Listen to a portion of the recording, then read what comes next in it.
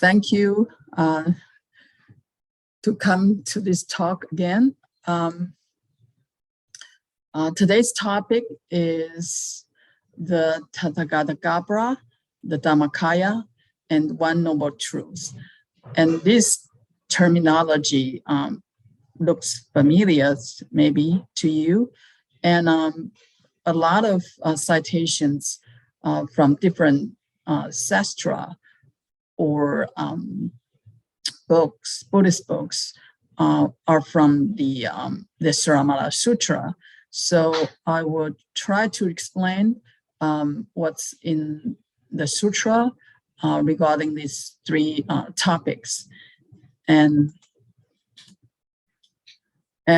as you recall, that the contents, there are 15 chapters in this sutra, and the following chapters are quite short, but the meaning of the contents are very, very dense.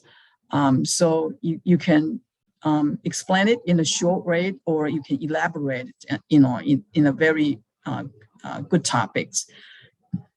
So today's after the one vehicle, which is the core teaching of this sutra, then there are following 5 chapters from 6 to 10 that mainly talk about the so-called one truth. Okay, so we will just go one by one. Chapter 6 is called the immeasurable noble truth. The contents has two, one key point is about the sequential path and the sudden path that we often heard a lot from different schools about, are you following the sequential path or you following the sudden path? And what is the definition for sequential path and the sudden path in this sutra?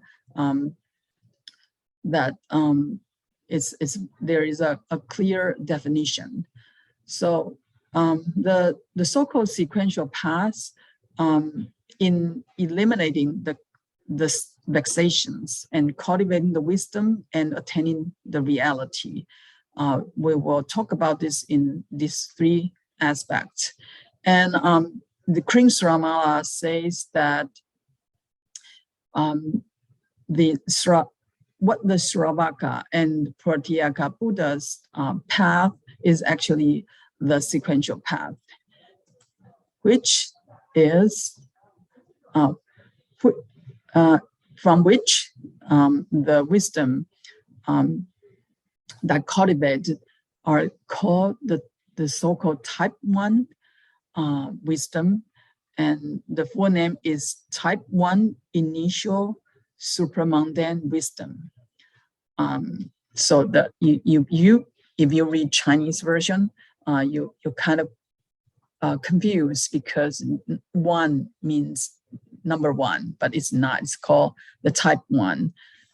It's the initial stage to cultivate the supramundane wisdom. So what does sequential means?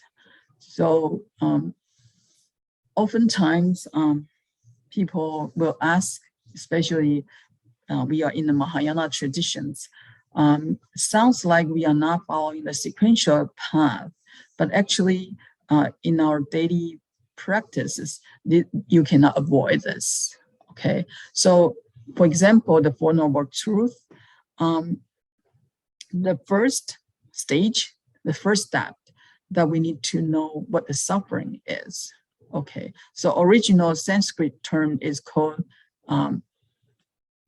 dissatisfaction. You're not satisfied with the thing, with the people, or with this environment, then we have suffering. Okay, if that happened. So we need to know what suffering is in order to find the causes of suffering, and then to know that what if we end the suffering? What is it? And based on the end of suffering stage, we build up the path to practice to achieve the goal to end the suffering. So this is a sequential step and step by step. And it's very important because some people, they have very good luck and fortunate to have a good life, and they don't have too much obstacles in life, and everything runs so well for them. And so when you ask them, you know, what is suffering, especially for the kids, they don't know much about this world yet, and they don't encounter too many people yet. So, you know, seems to them have a good food, you know, good sleep, good home, and have parents, and that's pretty much happy life. So knowing the suffering is very important, because it is the motivation and driving force for us to find what is beyond. Through the practice that we transcend the suffering and finding the cause of suffering, and then to attain the state of no suffering. This process is very precious for us to understand the true meaning of life, and also finding the true reality. You know, what is behind this phenomenon? Okay, and this is a sequential process to cultivate the Four Noble Truths. And the other sequential process is, once we know how to cultivate the Four Noble Truths, we have a path to follow, and we have a goal to achieve. And then gradually we will start to terminate the so-called the abiding vexation, as you recall, in one view. Okay, and of course, if we can terminate that, and then we will also terminate the appear vexations that follow the abiding vexations. And the next, we cut off the so-called the abiding vexation in desire realm, and the abiding klesha in form realm, and finally we cut off the abiding vexation in existence, the formless realm. And if we follow this process, basically we transcend all the vexation in the three realms, and then, you know, go to the so-called liberation. And through this process, we cultivate the so-called supramundane wisdom. Okay, and this supramundane wisdom is that the ultimate or not, from a Śrīmālā Sutra point of view, it's not yet the ultimate, because there is a path that Buddha, Tathagata follow. It's called the direct and sudden path, in eliminating the vexation, cultivating the wisdom, and attaining the reality. And this so-called direct or sudden are mentioned frequently in Mahayana tradition, especially in Chan school. You know, we oftentimes say, oh, I'm practicing silent illumination, I'm practicing, you know, Hua Chou. This is a direct method, you know, direct method to achieve the sudden enlightenment. So we don't follow this, you know, step by step, and just go directly to the end, the goal, the destiny. And so in this sutra, Queen Śrīmālā mentioned another term called type 2, the superior supramundane wisdom. Okay, so this is the so-called sudden path. Okay, and what is this? Means the Buddha use the superior supramundane wisdom to cut off the 5 abiding vexation altogether, all at once. Okay, so there's no sequential steps in between. Just cut it off. Okay, so this is so abstract, for all of us, that even Mahayana practitioners see this map. It's like, oops, what to do? I'm not there yet. I cannot cut off all the vexation altogether at once. And I don't have the superior supermundane wisdom. So what can we practice with, and what path to follow? What is the roadmap?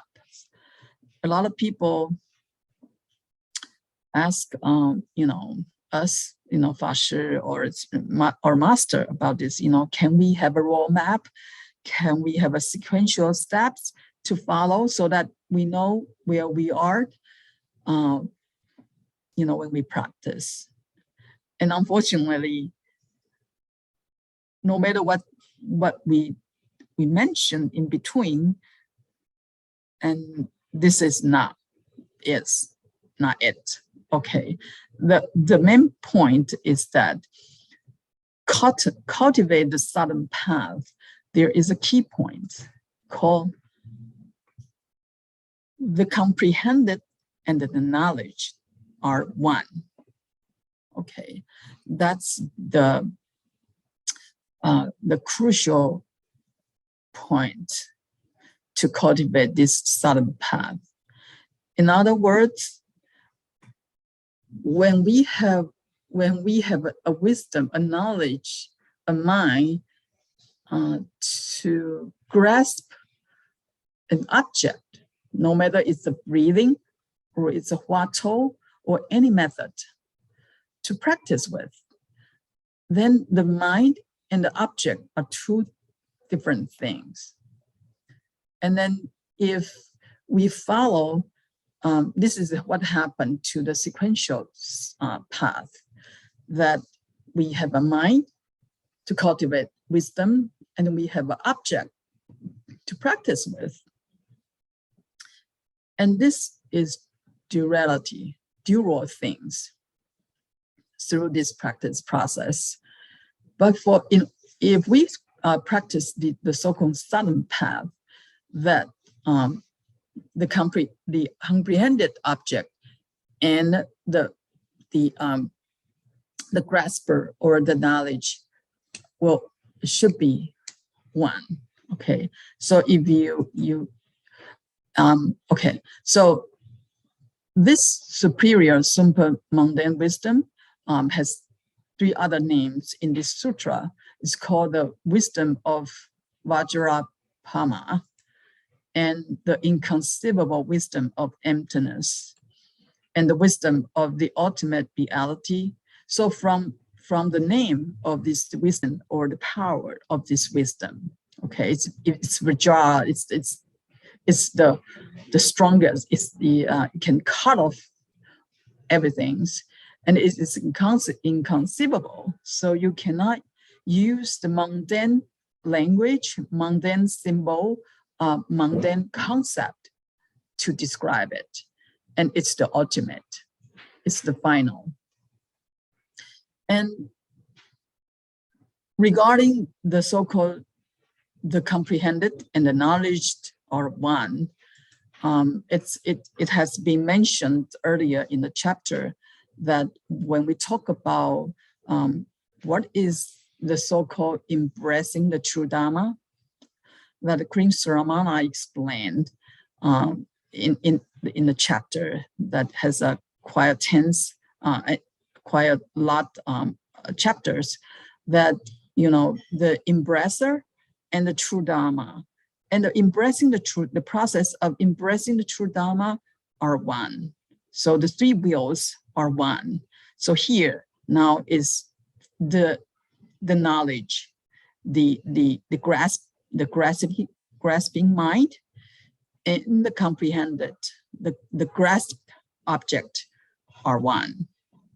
So that's the key point and the main point for Mahayana practitioners if you follow the southern path.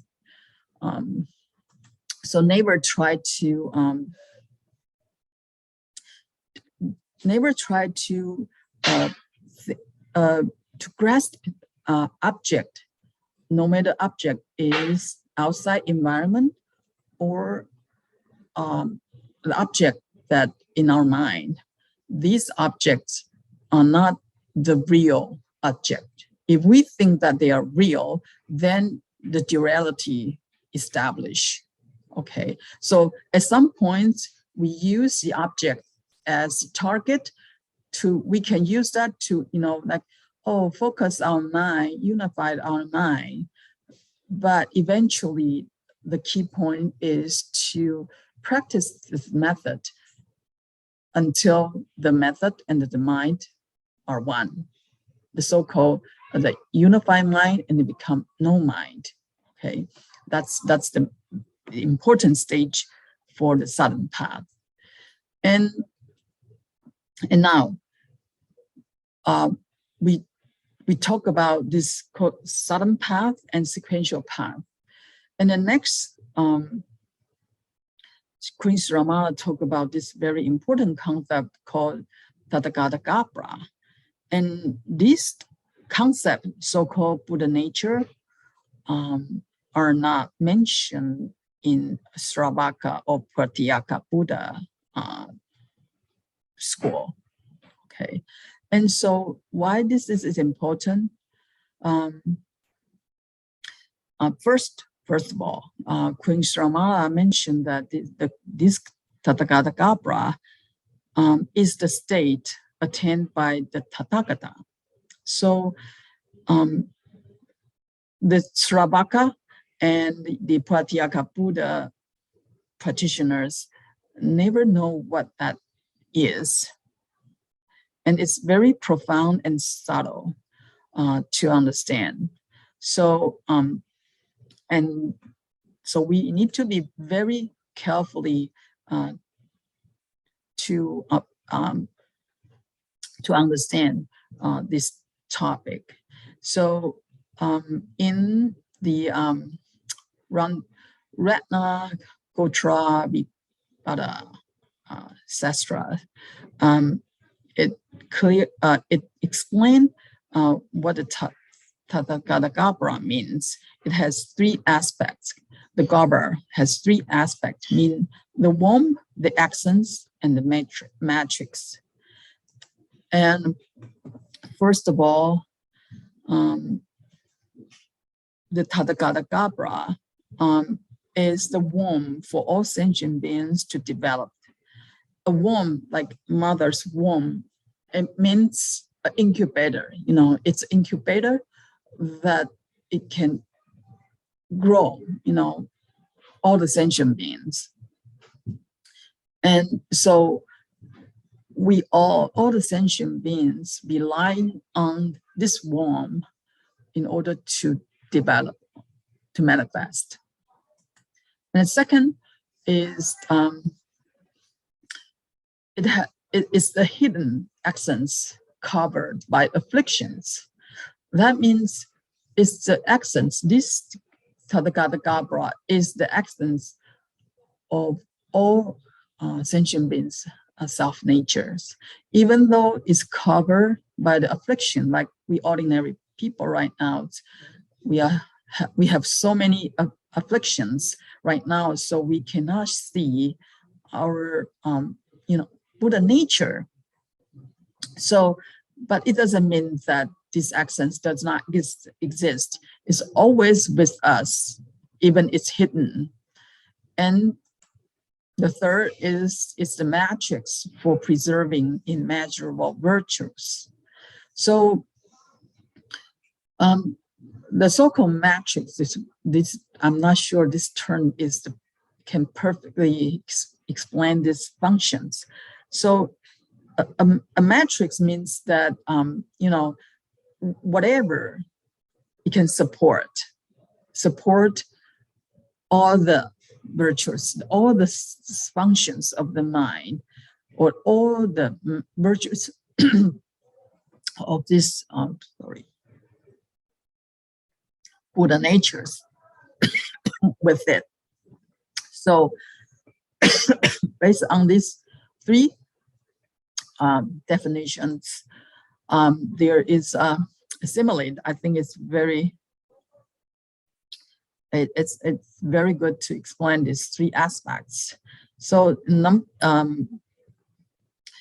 the Tathagata Sutra, there are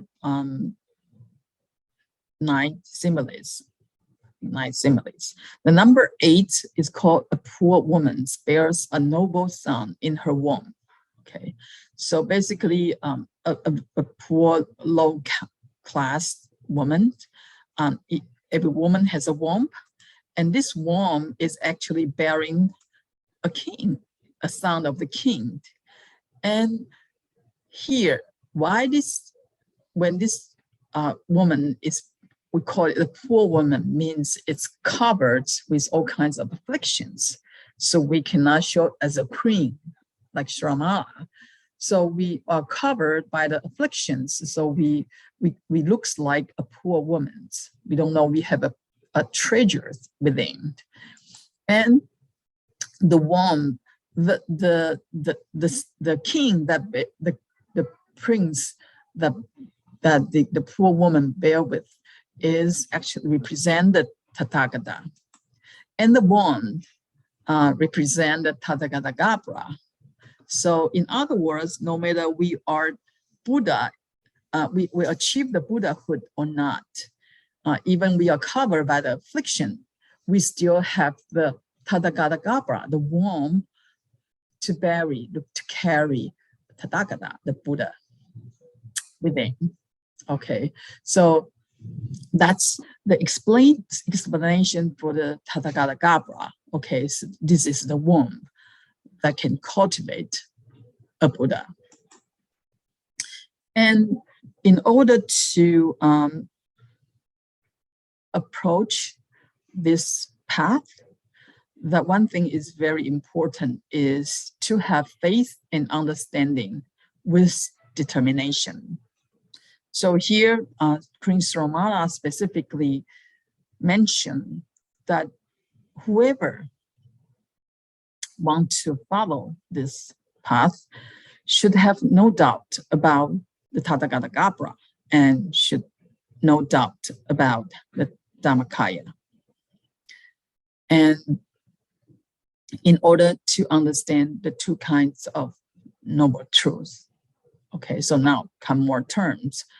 So the contents follow, like, okay, now we know there is a sequential path and the sudden path, and the wisdom that these 2 paths achieves are different, and the sudden paths get the spring with supramundane wisdom. And in order to get this supramundane wisdom, we got to believe and understand that there is a Tathagata Garbha and a Dharmakaya. In order to have this strong faith and understanding, we need to understand 2 kinds of noble truths. Okay, so now we talk about the truth or the reality. From the physical point of view, we always mention reality. All the philosophers trying to understand what is the true realities, for all. But the problem is we need to know what is not first in order to know what it is. So there are many ways to define this,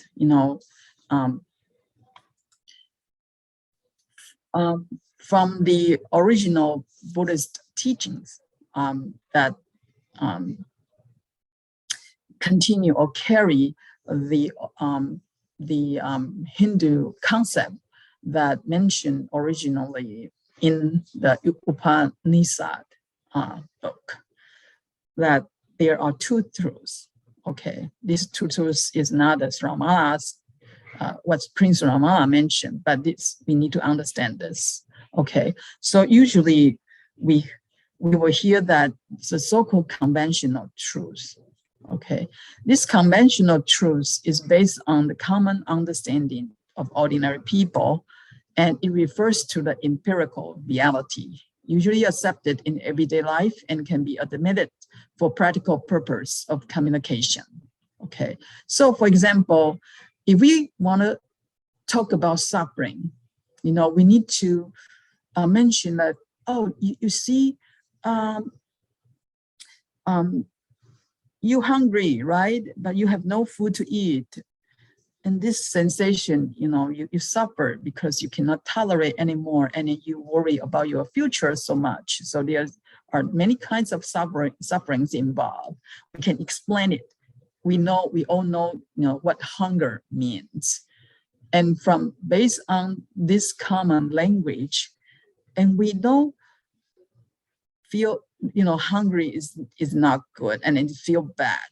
So when we have food to eat, and we find out that there are so many people have no food to eat, then we have, you know, compassion, and then we start to help each other, right? And so this is called the conventional truth. And also, for example, you make a lot of money and you have a lot of belongings, and that's good. You know, people spend their whole life try to get a lot of things they want, you know, just because people think that it's good to have a lot of money, it's good to have a lot of, you know, possessions and good wife and good house and all that. But then there's a reality that you are afraid to lose it. And this is become a suffering. So this is a common language, it's because that's our daily experiences.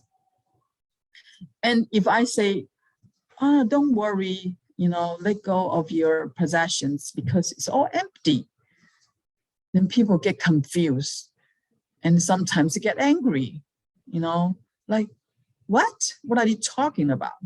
Empty. You don't need money to buy food, or the food you eat is empty? Doesn't make sense, right? Because it belongs to absolute truth, that it lies beneath empirical phenomena and is beyond verbal expression. It's beneath, it's under all the phenomena experience we have. And from Buddhist perspective, okay, so we carry from the Upanishad idea, then the ultimate truth for Buddhism is that it's called the universal emptiness, sunyata, regarded as the true nature of the phenomenal world, which has no independent substantiality. Okay, so from the phenomenal world that we see, everything has no independent, non-changing substance. And so it's impermanent. And from that, we know the truth of sunyata. Okay, that's called the general division for the so-called truths. One truth applied to our ordinary mundane world, the other truth belongs to the supramundane world.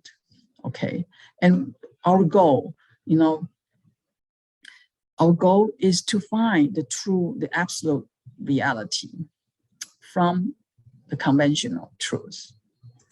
And Tiantai, when Buddhism come to China or the Asia area, specifically in China, there's the famous Tiantai school.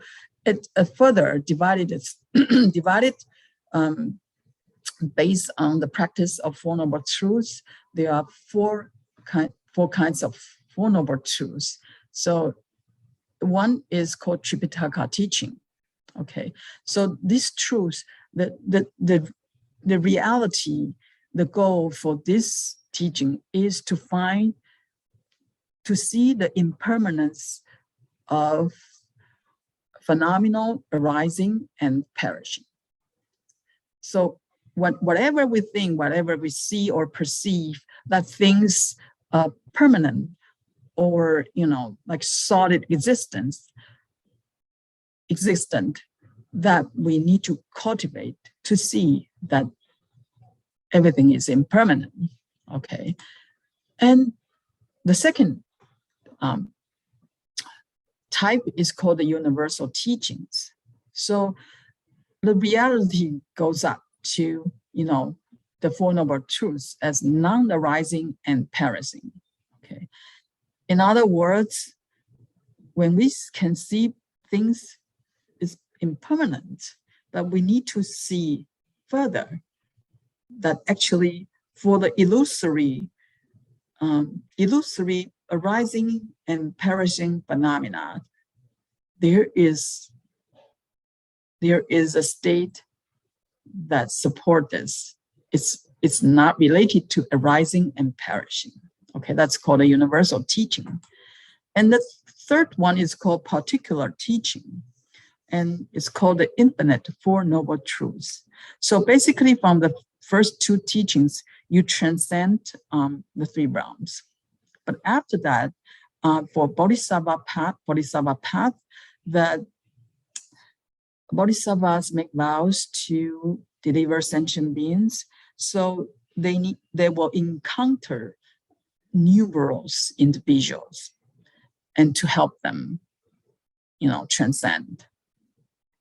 So the particular teachings and emphasis more on, the infinite wisdom that to handle numerous scenario in order to help every sentient being to transcend. Okay. And the last one is called the complete teachings. And here it's called genuine Four Noble Truths. Okay. So here the reality is that even though we have the wisdom, numerous wisdom to help all the sentient beings, but what underneath those infinite wisdom, there is a genuine, unchanging essence that support the infinite wisdom to manifest. Okay, that's called the highest teaching, the complete teachings. So now you see Tian Tai's further divided the two truths to four truths. Okay, so these four truths are different goals for each categories of teachings to achieve. And in this Śrīmālā Sutra,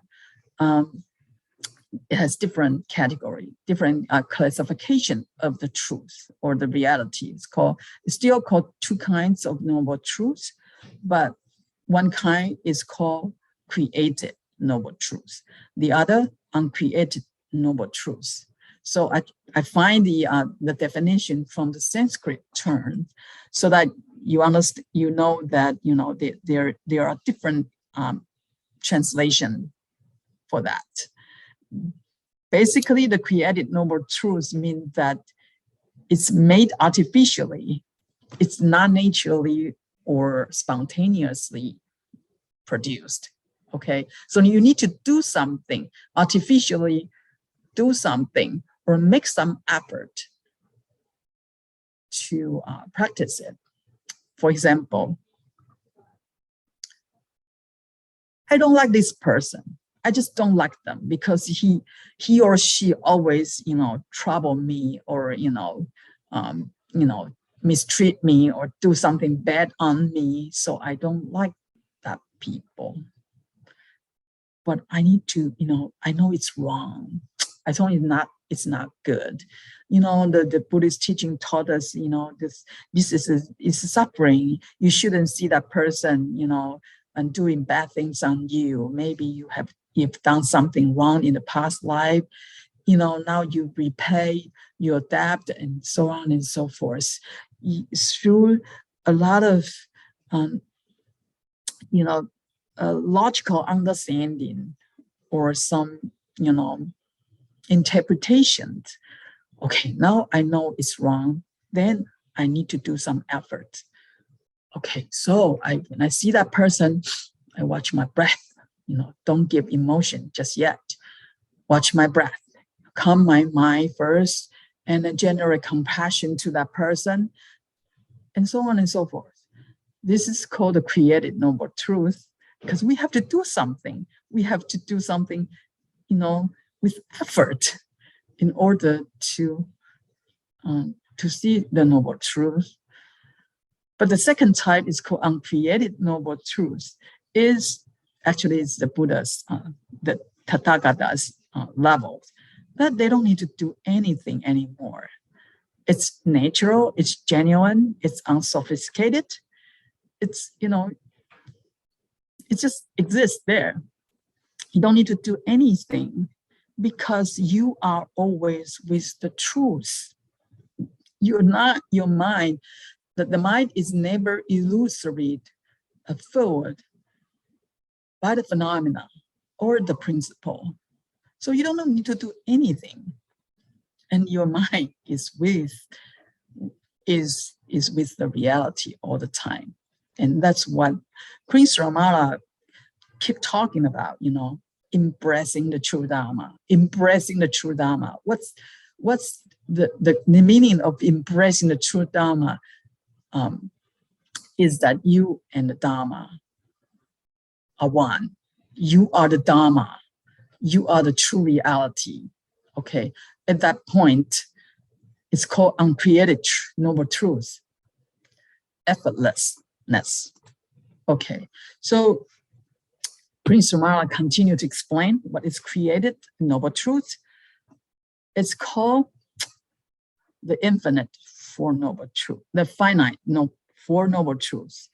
The created noble truth is also called the finite Four Noble Truths, because it's limited. Why is that? Because one non-intuitively knows all the suffering, terminate all cause of suffering, attain all cessation of suffering, and practice all paths. So non-intuitively is the key words. That is not directly from your mind to know about the Four Noble Truths. So it is limited. We know the Noble Truths based on the knowledge and the perceptions through our 6 organs. So it's limited. And we don't know what's beyond. And so another name for this is conditioned.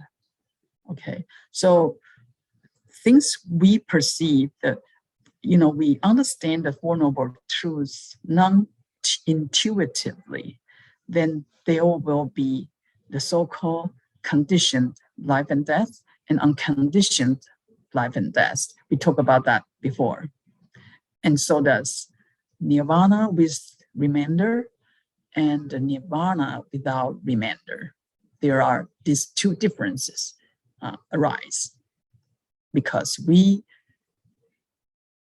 perceive the Four Noble Truths non-intuitively. So as you can guess, that the uncreated Noble Truths is called the infinite Four Noble Truths because one intuitively know the Four Noble Truths. So in here, the so-called intuitively means spontaneously without any effort. And so, for example, you see, sometimes let's talk about compassion or love, right? We try to love someone. We love our parents. We love our children. We love our society. We love our country. We love this earth or this universe. But the problem is how much we can love them. If we use intuitive mindset, then the love and compassion we can generate is finite. We cannot spontaneously love someone based on their conditions and give them the best help. And we use our knowledge, our understanding, our standpoints, our situation to love people, to be compassionate with them. And that's limited. And when we, can cultivate till that we discover our true mind, we discover the true reality, and then we can intuitively, spontaneously know what the conditions is and how we need to help that people. That basically is what the bodhisattvas beyond 8 stages or the Buddhas that do, So this intuitively knows is very important directly from our true mind. So from the Śrīmālā Sutra specifically describe that the nature of the Tathagata is uncreated. Okay, so the essence of Tathagata is uncreated. It's not created by causes and conditions. It continues spontaneously without any efforts by body, speech, and mind. Okay, we don't need to sit there and meditate, enter into samadhi, and so on and so forth. So our mind is not changing, through the samadhi power, and then so we can, be with the true reality all the time. You don't need to do that. Okay, so the essence of the Tathagata is always there. And yet it has the power of precept, power of samadhi, and power of wisdom at the same time. Okay. Now, here, this is the Buddha's forename called Tathagata, Arha, Samyasambuddhas. Okay. Intuitively know all the suffering, including the future suffering. Okay, what is future suffering means? I don't fully understand, but my feeling, my interpretation is that we only know the suffering we had experienced or see or perceive. We don't know the suffering that we never see, we never know. But that doesn't mean the suffering does not exist, because the seed's still there. When you encounter scenarios, it will come up. That's called future suffering. So sometimes if you're lucky to have a good environment, good relationships with all the people, and then you can sit there peacefully and quietly, you still have food and house, everything. It seems like you have no suffering. But unfortunately, you still have suffering. That's called, that's what we call the abiding vexation in ignorance. Okay, that's called the future suffering. But the Buddha, the Tathagata Arha Samyasambuddhas, they eliminate all this future suffering and extinct all mind-made bodies. We talked about that before. So it's called the Buddha extinct all mind-made bodies, including the bodhisattvas before 8th morning. They have the so-called the transformative mind-made bodies that the Buddha achieved, has the so-called inconceivable, okay, supermundane mind-made bodies. So extinct all mind-made bodies, and then therefore this is very important. When we do not have any mind-made bodies. The so-called suffering, cessation of suffering, the extinction of suffering, the created and the attainment no longer exist. Because we talk about this based on the knowledge, the so-called conventional knowledge. When you get to the point of the superior mundane knowledge, those terms, this description does not exist anymore. And then so Prince Śrīmālā continue, that's the essence, of Tathagata that in the last chapter. Now, after we understand the essence of the Tathagata, so how Buddha exists? Does it exist or not exist? If they don't exist anymore, it will become, annihilation,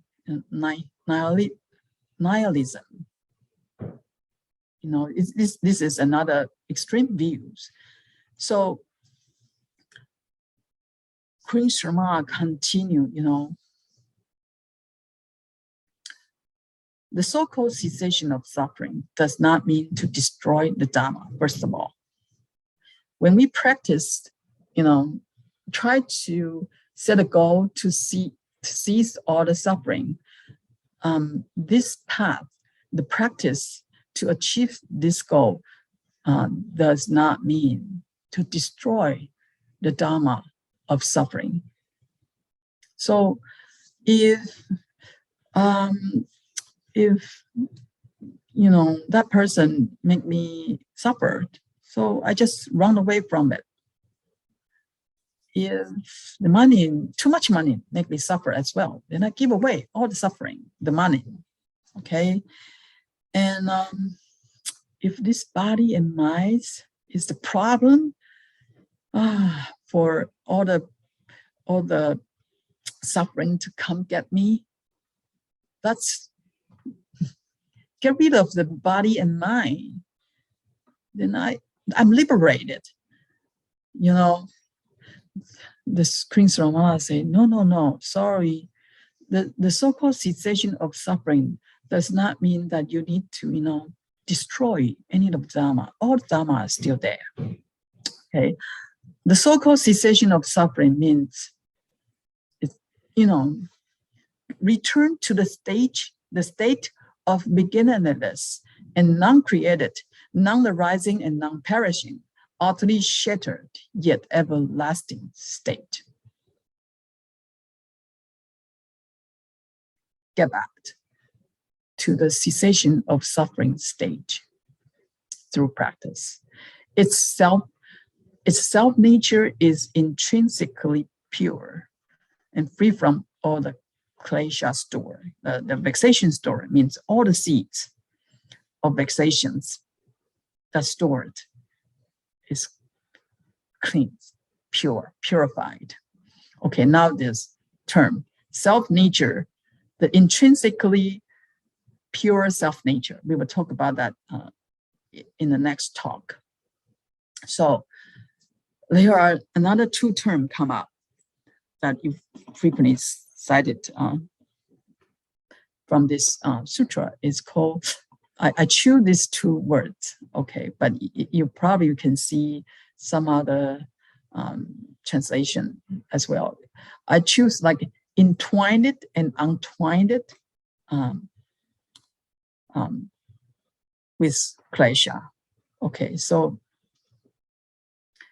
before we talk about the Dhammakaya, there is a very important concept that Prince Śrīmālā explained, that when the Buddha Dharma, all the Dharma, including the inconceivable virtues of the Buddha or sentient beings, which are more numerous than the sands of the Ganges, are realized as non-separated, non-detached, non-differentiated, and inconceivable with the cessation of suffering.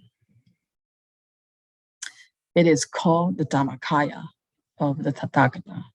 That means when our essence of Buddha nature is in a stage of this called non-separated, it's pure, and it's non-separated, non-detached, non-differentiated, and then inconceivable with the cessation of suffering. It's called Dharmakaya. And the next is when this Dharmakaya of the Tathagata is not separated from the klesha store, it is referred as Tathagata Gabra. So let's see. That means, okay, let's summarize a little bit.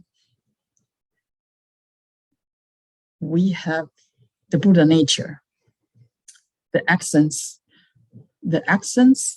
of the Buddha natures when it's pure with all the vexations. When any practitioners is in the cessation of suffering stage without all the vexations, including the fifth, the so-called the abiding vexations in ignorance. That state is called Dharmakaya. But when the essence of the Buddha nature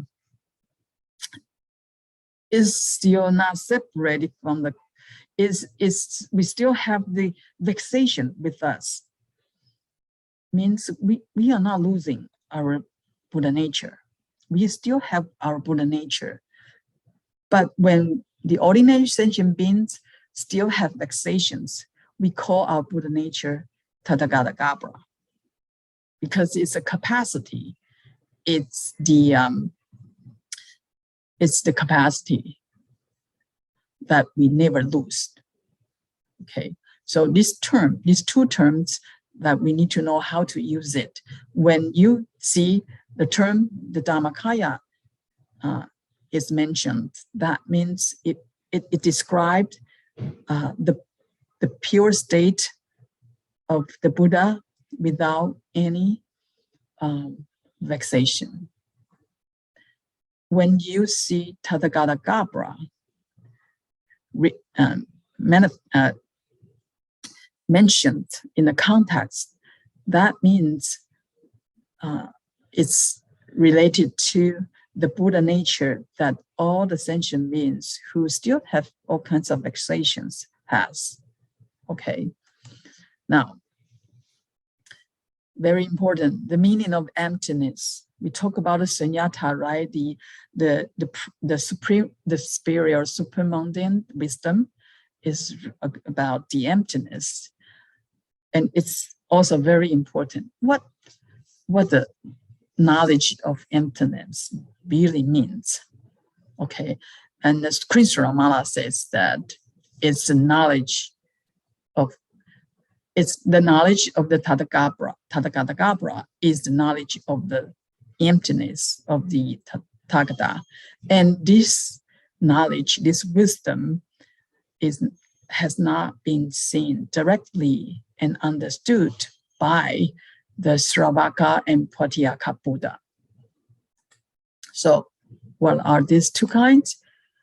The Tathagata Gabra, that is empty of all the defilement stores, which is separated and detached from all vexations. And the second type is called the Tathagata Gabra, that is not empty of the Buddha Dharma or the Buddha or the Buddha virtues, okay, which is non-separated, non-detached, non-differentiated, and inconceivable from Buddha Dharma. That is more numerous than the sense of the Ganges. So here, emptiness, the emptiness has two meanings. You know, it's like two aspects of the meaning of it. One is emptiness, empty of vexations, all the vexations, and one is not empty, because this Tathagata still has all the Buddha's virtues. Because this is very important to understand or to believe in it, because oftentimes we talk about emptiness is more emphasized on the liberation part and on the cease all the suffering part. Now Queen Śrīmālā says that these Tathagata, when the sentient beings is still with the vexations, when we pursue the sunyata, the wisdom of emptiness, it has two aspects. One is to empty, detach all the defilements, and the other parts is don't forget about our virtues, all the virtues we have, like Buddha has. Now, then the chapter 10 is the conclusion for all this. Chapter 6 to 8 is the one truth. Okay, so it's not two truths, it's not four truths, it's not three truths. You can see all these terms all over different sutra and sastras. Queen Śrīmālā says there is only one truth, one truth. What is this? Queen Śrīmālā say, okay, among the Four Noble Truths, the three truths is conditioned, and only one, and so they are impermanent. They depend on the causes and conditions, and there is only one truth that is permanent. Why is that? So I would like you to see the sutra, the content of the sutra first, and I will use the figure to explain it. That because the three truths belongs to the characteristics of constructed or named conditioned, and anything belongs to the characteristic, anything belongs to conditioned is impermanent, and anything impermanent is illusory, and everything that is illusory is untrue, impermanent, and not a refuge for us to rely on. So therefore, here, what are the three? The noble truths of suffering, the source of suffering, and the path are the conditioned truths that is impermanent. And the one truth, the cessation of suffering, excluded the realm with the characteristic of the constructed or beyond conditioned existence, is not illusory, is permanent. So it's true, permanent, and it's a refuge for us to rely on. Okay, so therefore, conclude.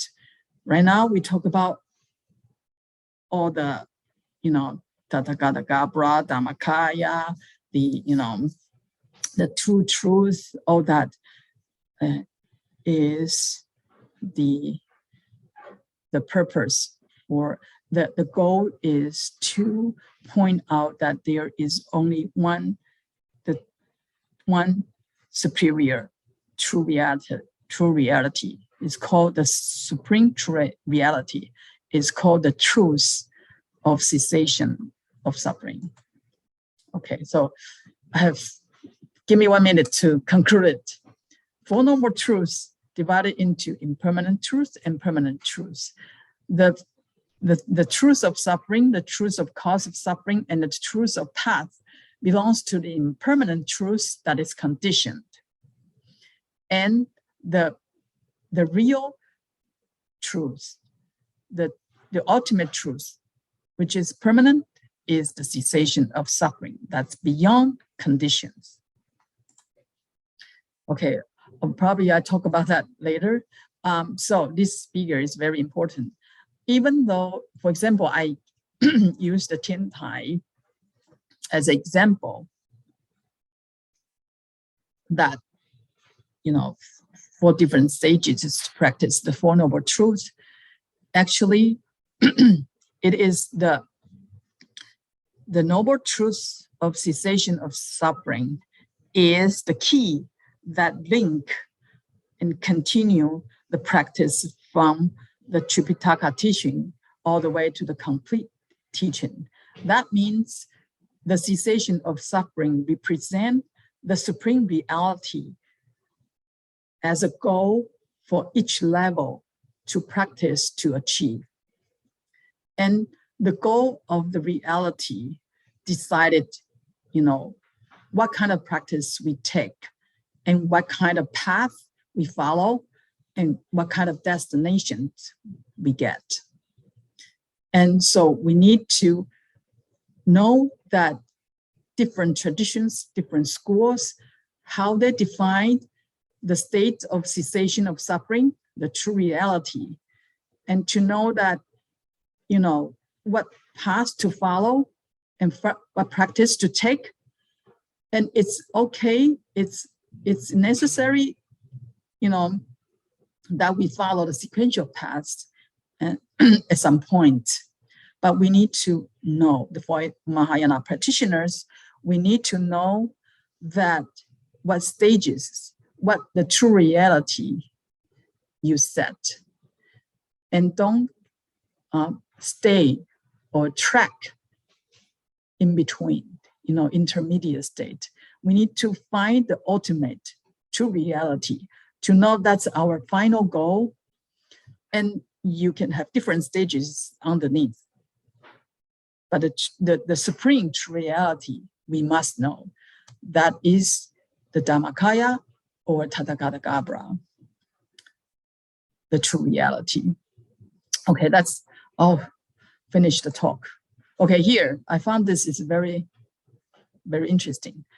This is the to describe the metaphysicians. Okay, always try to find the true reality, And then we are in this mundane world with sunshine, trees, and very beautiful mundane world. But as a metaphysicians, they try to break this bondage and try to find what is beyond. Okay, and just like us, we exist in this phenomenal mundane world. We understand it. We still live happily in it, but we really need to know what is beyond, what's the ultimate true reality is. Okay, I'll conclude here and next talk, because Rebecca is going to give a talk in December. So I will finish this sutra altogether from chapter 11 to 15 in my next talk in November. Thank you for your attention. Thank you, Fashi, for a wonderful talk. And shall we open up opportunity for everyone for asking questions? Sure.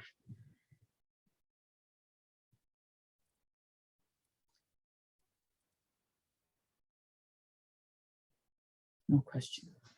Okay, Harry. Okay. Anyone? Can you unmute? Yeah. Can you hear me? Yes. Thank you, Chang Hwa Fashi. Wonderful talk. Very clear. I just had a question about that last slide with the truth to cessation of suffering is the supreme reality. No, it's got with the 4 layers. That way, yeah, right there. So I wasn't entirely clear which one of these was the supreme reality. I mean, the one. I understand that the cessation of suffering is the one truth, but in this diagram, it looks like the 4 noble truths of the complete suffering is complete, but that's containing all 4 truths, not isolating the cessation of suffering. So I was a little confused on how to actually interpret this. Okay, so thank you for your question. Thank you for reminding me this, because I try to make a figure that's clearly try to say what I'm trying to say. So each layer has Four Noble Truths that each school practice with. For example, the Tripitaka school, the Four Noble Truths is more emphasized the impermanence phenomena of the arising and perishing, right? And then so the cessation of suffering for this Tripitaka teaching is to, detach that we think all the phenomena is permanent. So the cessation of suffering for this Tripitaka teaching is to detach the permanence. Okay, so then, but the problem is for the second layer, the universal teaching, the cessation of suffering means that it's non-arising and non-perishing. And the third level of particular teaching is this infinite. You have the infinite power of wisdom that you can help sentient beings. Okay, but that's the transcend the three realms already, and only the four in the complete teachings, the cessation of suffering means that it's infinite, that it's genuine.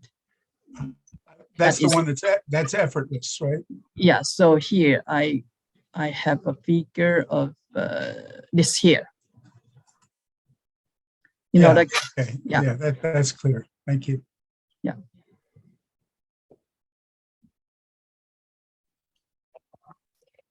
And thank you, Fashi, and thank you, Harry. And because of the time, that's the end of today's Dharma talk. Fashi, would you lead us in transferring the merits? Okay. Okay. Next time, I hope I can save some time for you to ask questions. For me, I have a question, and I try to clarify my question, and I learn something. For example, what is the differences between the Tathagata and the Brahman? That's a long-term debate, but it's very important to know. Okay, so please join palms and let's transfer the merit. May the virtuous merits adorn and glorify the Pure Land of the Buddhas. Upwardly, we repay the 4 layers of gratitude. Downwardly, we alleviate the sufferings of the 3 destinies. May those who see and hear the Dharma generate Bodhi mind. Exhausting this body of retribution, may we be born in the land of supreme bliss. Okay, thank you to participate today's talk, and I wish you have a nice day and the following week. Amitofo.